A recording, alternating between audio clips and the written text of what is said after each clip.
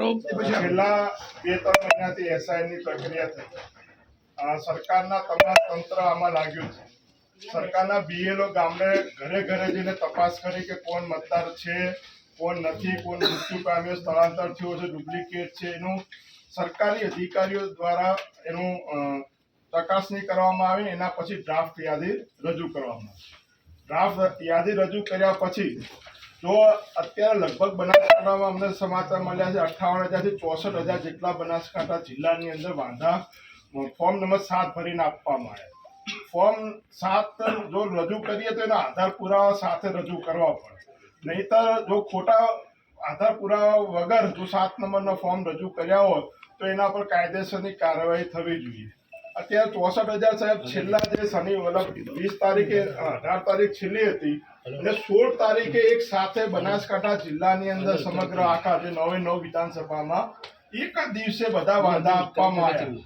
અને ધારો કે 27,000 વાંધા વડગામમાં આપવામાં આવ્યા, 15,000 જેવા વાંધા પાલનપુરમાં આપવામાં આવ્યા, 3700 જેટલા દાંતામાં આપવામાં આવ્યા, 6,000 જેટલા ડીસામાં આપવામાં આવ્યા, થરાદમાં કંઈક 2600 જેટલા આપવામાં આવ્યા, ધાનેરામાં આપવામાં આવ્યા, કાંકરેજ અને ખાલી 3 કે 4 વ્યક્તિઓ છે આ બધા ફોર્મ લઈ અને સીધા જે એઆરઓ પ્રાંત અધિકારીઓ કે ડેપ્યુટી ડીડીઓ પાસે ખાલી 3 કે 4 વ્યક્તિઓ જઈને વાંધા રજૂ કર્યા. અત્યારે ડાંગિયાની અંદર 400 જણને નોટિસ આપવામાં આવી છે. ડાંગિયાની અંદર જે વાંધો આપનારો છે કોઈ બીજા ગામનો છે એને ફોન કર્યો તો કે હું તો કે તમે મજૂરી કરો મને તો ખબર નથી.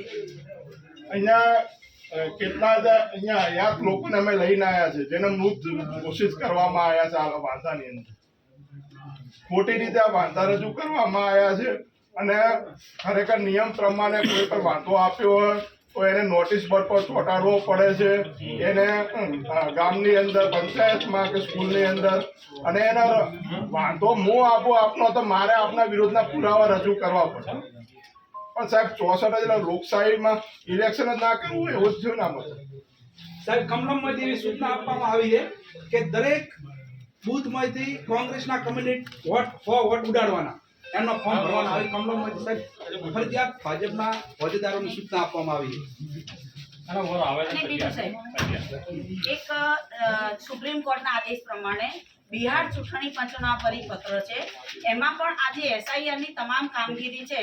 મારા કરતા વડા છો એટલે વધારે ખ્યાલ હશે કે લોક પ્રતિનિધિત્વ ધારા હેઠળની આખી આ કામગીરી છે. ને આ કામગીરીની અંદર દરેક મતદારાનો પોતાનો ઓળખ જરૂરી છે. નાગરિક તો જરૂરી નથી, એનું ઓળખ જરૂરી છે. ને ઓળખના પુરાવા માટે જ્યારે કોઈની પાસે કંઈ બી પુરાવો ના હોય તો આની અંદર ઉલ્લેખ કરેલો છે કે આધાર કાર્ડ અંદર હોય તો વેલિડ ગણાય. હવે અત્યારે ઘણા કિસ્સામાં મતદારોને એવું કહેવામાં આવે છે જ્યાં એનું જે દીકરી અહીંયા મેરેજ કરીને આવી 40 વર્ષ થઈ ગયા એના માતા પિતાનો આધાર લાવો. હવે જે તે સમયે તો કોઈ ભણતું જ નહોતું સાહેબ, ઘરે ડિલિવરીઓ થતી હતી, જન્મના દાખલા નહોતા, એલસી નહોતા સાહેબ, તો ક્યાંથી આ બધું હોય પુરાવા? એટલે અમારું કેવું આપને એટલું જ છે, 1 મહિનાથી પબ્લિક હેરાન થઈ રહી છે ત્યારે અને એ લોકોના મતદાર યાદીમાંથી નામ કાઢવા માટે તેને ધમકી આપી અને આવી રીતે ડોક્યુમેન્ટ માંગવામાં આવી રહ્યા છે ત્યારે જે વર્ષોથી અહીંયા રહે છે એમના પુરાવા માન્ય રાખી અને અહીંયાથી આટલું સમાપ્ત કરવું જોઈએ. ને જે મતદારો છે અહીંયા હયાત છે એ પોતાનો પુરાવો જ છે સાહેબ, તે માન્ય રાખી અને હેરાન કરવાનું બંધ કરો એવી આપણે વિનંતી. ધારો કે આ વાંધા આપ્યા છે તો બીએલઓ ખોટી કામગીરી કરી છે તો બીએલઓ ઉપર એક્શન લો લેવા જોઈએ. નાકા ભાઈ આજે વાંધો લીધા છે એમના પર એક્શન અથવા સાહેબ અમને એમ સમજો કે શું પ્રક્રિયા કદાચ અમે અજાણ છીએ, અમને કશું ખબર નથી શું પ્રક્રિયા કઈ રીતે આમ કોણ વાંધા આપી શકે. બનાસકાંઠા જિલ્લામાં કેટલા વાંધા આવ્યા છે આ બાજુ કેમ કે 58,000 કે 64,000 જે આવ્યા છે એથી વધ્યા છે કે કેટલા આંકડો છે? સાહેબ અમારી પાર્ટીએ અભ્યાસ કર્યો છે, એક વિધાનસભા દીઠ અભ્યાસ કર્યો છે અને અભ્યાસમાં અમને એવું ફલિત થયું છે કે એસટી એસસી અને લઘુમતીના મતો મહેલા વાઇસ કાઢી નાખવામાં આવ્યા છે. માટે એની આપ દ્વારા તપાસ થવી જોઈએ. ના કોને કાઢી ના થાય અને આ વધુ રજૂ કરવા માટે એ વ્યક્તિ જરૂરી છે કે એક જ વ્યક્તિ હું આઈને 200 વધા આપીશું તો હું અત્યારે આપી દઉં તો આપણે લઈ લઈશું સાહેબ? માન્ય ચૂંટણી અધિકારી સાહેબ, વિષય registration of electors rule 1960 rule 13(2), 15(1)(b), 17(19)(20) અને 21A નું પાલન ન કરી ગુજરાત રાજ્યના સામાન્ય મતદાતાઓનો મત અધિકારથી વંચિત રાખવા બાબત સર હવે એમાં એવું છે કે ગુજરાત રાજ્યમાં મતદાર યાદીની ખાસ સઘન સુધારણા 2026 સંદર્ભે 19/25 રોજ મુસદ્દાએ મતદાર યાદી પ્રસિદ્ધ કરવામાં આવેલી અને સદર મતદાર યાદી અનુસંધાને વધાર સૂચન અને હક દાવા માટે ફોર્મ નંબર 6, 7 અને 8 ભરવાની છેલ્લી તારીખ 18/1/2026 નિર્ધારિત કરવામાં આવેલી અને અચાનક તારીખ 16/1/2026 થી સમગ્ર ગુજરાતમાં ખાસ કરીને બનાસકાંઠામાં મતદારના નામ કમી કરવા માટે ફોર્મ નંબર 7 હજારોની સંખ્યામાં જમા કરવામાં આપણી કચેરીમાં નીચેની કચેરીમાં આવ્યા. ત્યારે સાહેબ નામદાર સુપ્રીમ કોર્ટ દ્વારા લાલુબાબુ ઉર્સેલના કેસમાં જણાવેલ કે જો કોઈ વ્યક્તિનું નામ પહેલાથી મત યાદીમાં હોય તો તે ભારતીય નાગરિક છે તેવી કાયદાકીય ધારણા કરાવી જોઈએ. બીજું કે વધુ રજૂ કરવાનો અધિકાર માત્ર તે જ વ્યક્તિને છે જે વિધાનસભાનો મતદાર હોય. તેનો ઉલ્લેખ રૂલ 13(2) જ છે. યાને કે જે તે મતદાર યાદીમાં નામ હોય તે વ્યક્તિ વધાદાર તરીકે ફોર્મ નંબર 7 થી જ વધુ રજૂ કરી શકે. જો આ વધુ કોઈ પણ આધાર પુરાવા વગર રજૂ કરવામાં આવે તો ડેઝિગ્નેટેડ રજિસ્ટ્રેશન ઓફિસરે આ વધાર તાત્કાલિક ધોરણે રદ કરવા જોઈએ. જો રજિસ્ટ્રેશન ઓફિસર દ્વારા આ વધાર પુરાવાના આધારે માન્ય રાખવામાં આવે તો જે મતદાર સામે વધુ લેવામાં આવે તે મતદારને રૂલ 19 મુજબ નોટિસ આપવી જોઈએ અને નોટિસ આપ્યા બાદ સુનાવણીની પૂરતી તક આપવી જોઈએ sir.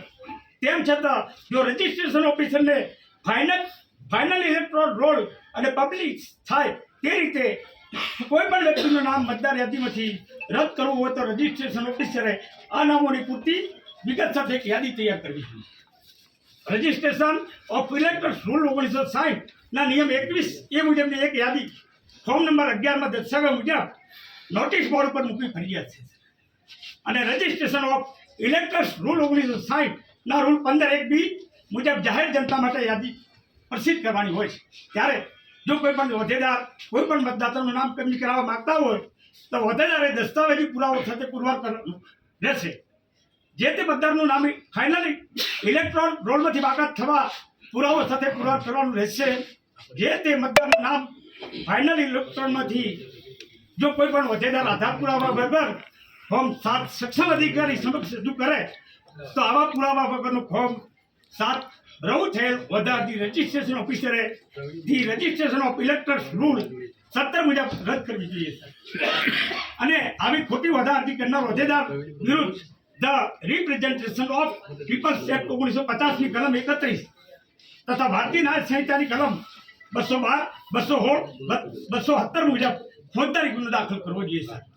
Registration of electoral rules 1960 ના રૂલ 13(2), 15(1)(b), 17(19)(20) અને 21(c) નું પાલન ન કરી ગુજરાત રાજ્યના સામાન્ય મતદાતાઓને મત અધિકારથી વંચિત રાખવાનું ષડયંત્ર ભારતીય જનતા પાર્ટી ઈશારે દબાણવશ થઈ રહેલ હોય તેવું સ્પષ્ટ જણાય છે. એટલે અમે માન્ય જિલ્લાના પ્રમુખશ્રી અને અમારી રજૂઆત આપને કઈ હવે આપ આમાં કઈ અલગ હોય વસ્તુ આપ જણાવી શકો. જે રીતે તમે કીધું એ રીતે જે વાંધા પુરાવા આપવાની જે તારીખ હતી પહેલા 18મી તારીખ 18 તારીખને એક્સટેન્ડ કરી અને 30 તારીખ સુધી એટલે 30 તારીખ સુધી અલગ અલગ વાંધા પુરાવા અને આવતીકાલે જે 30 તારીખ પર તેના પછી અમે તમામ જે ઈસી છે એ તમામ વીઆરઓ કચેરીથી કેટલા વાંધા આવ્યા એનું એક કમ્પાઇલેશન આખું અમે મેળવીશું. પછી આખા જિલ્લામાં કેટલા વાંધા આવ્યા એનું એક આવતીકાલ સાંજ પછી ચોક્કસ ચિત્ર રજૂ થશે. બીજો જે મુદ્દો કીધો એ આપણે જે તે વખતે સરની પ્રક્રિયા કરી અને એના પછી ડ્રાફ્ટ યાદી પબ્લિશ કરી. ડ્રાફ્ટ યાદી પબ્લિશ કર્યા પછી વાંધા પુરાવા માટે વાંધા કે જે આપવું એના માટેની અથવા પુરાવા ભેગા કરવા માટેનો સમયગાળો ચાલે છે. જિલ્લા ચૂંટણી અધિકારી તરીકે હું ખાતરી આપું છું કે જે આમાં રજૂઆતો કરી દરેકે અત્યાર સુધી બી જે તમામ રાજકીય પક્ષો છે એમને આપણે જિલ્લા વહીવટીતંત્ર તરફથી એક જે પ્રક્રિયા છે એમાં ઇન્વોલ્વ રાખેલા જ છે. પૂરેપૂરી ટ્રાન્સપરન્સી સાથે જ કામગીરી કરેલી છે અને જે ઇલેક્શન કમિશનની સૂચના છે એ પ્રમાણે જ તમામ જે કાર્યવાહી છે એ કાર્યવાહી થશે. આપની જે રજૂઆત છે હું કન્સિડર કરી લઉં છું અને એમાં જે પણ કાર્યવાહી થશે નિયમ પ્રમાણે થશે. સાહેબ 16 તારીખ પછી અત્યારે હજારોની ફોર્મમાં સંખ્યા જમા કરાઈ છે અને એમના હોદ્દેદારો કરાઈ છે તો આપણે સીસીટીવી ફૂટેજ અને જવાબદાર અધિકારી સામે પગલાં લેવા અમારી ગઈકાલે અમને આપે કીધું કે પબ્લિશ કરીશું એટલે નંબર ઓફ ફોર્મ કે નામજો યાદી આપણે આપણે કીધું કે આવતીકાલ સુધી વાંધા પુરાવા જે સુધી આપવાના છે એ માટેને 30મી જાન્યુઆરી સુધીનો સમયગાળો છે. એકવાર એ સમયગાળો પૂરો થાય પછી તમામ કચેરીઓમાં કેટલી આ રીતના વાંધા કે આવેલા છે એનું કમ્પાઇલેશન કરી અને એ લોકો મારી કચેરીએ આખી જે વિગતો છે એ રજૂ કરશે. એના પછી ટોટલ કેટલા વાંધા આવ્યા છે કે એની માહિતી મને મળી શકશે. એના ઉપર બી મેં આપને કીધું એમ કે જે બી ઇલેક્શન કમિશનની ગાઈડલાઈન છે એ પ્રમાણે નિયમ પ્રમાણે જ 100% કાર્યવાહી થશે. હું ખાતરી આપું છું ને આપે જે આવેદનપત્ર આપ્યું એમાં એક જે વસ્તુઓ છે એના ઉપર બી જે ECIની ગાઈડલાઈન જે ECIના રૂલ છે એ પ્રમાણે કાર્યવાહી કરી. અને ખોટી રીતે વાંધો લેનારના સામે કોઈ પગલાં? તમે બેન આપને કીધું ને કે તમે જે છે આમાં દરેકે દરેક વસ્તુની રજૂઆત કરી છે એમાં જે પણ ECIની ગાઈડલાઈન હશે એ પ્રમાણે કાર્યવાહી કરી. સાહેબ ધારો કે મેં વાંધો આપો પણ પુરાવા આપવા પડે કે ખાલી વાંધો આપો ચાલે આમાં? એ હું ચેક કરાવી લઈશ કાલે જે દરેક એસીમાંથી આવશે કેટલા વાંધા આવશે એની માહિતી. કારણ કે અત્યારે શું છે કે જે બી વાંધાને બધું આવ્યું છે યારો કચેરી આવ્યું છે. આવતીકાલે સાંજે જ્યારે વાંધાનો સમયગાળો પૂરો થાય એના પછી ચોક્કસ ચિત્ર મને ખબર પડશે. સાહેબ અહીંયા કેટલા જીવિત લોકો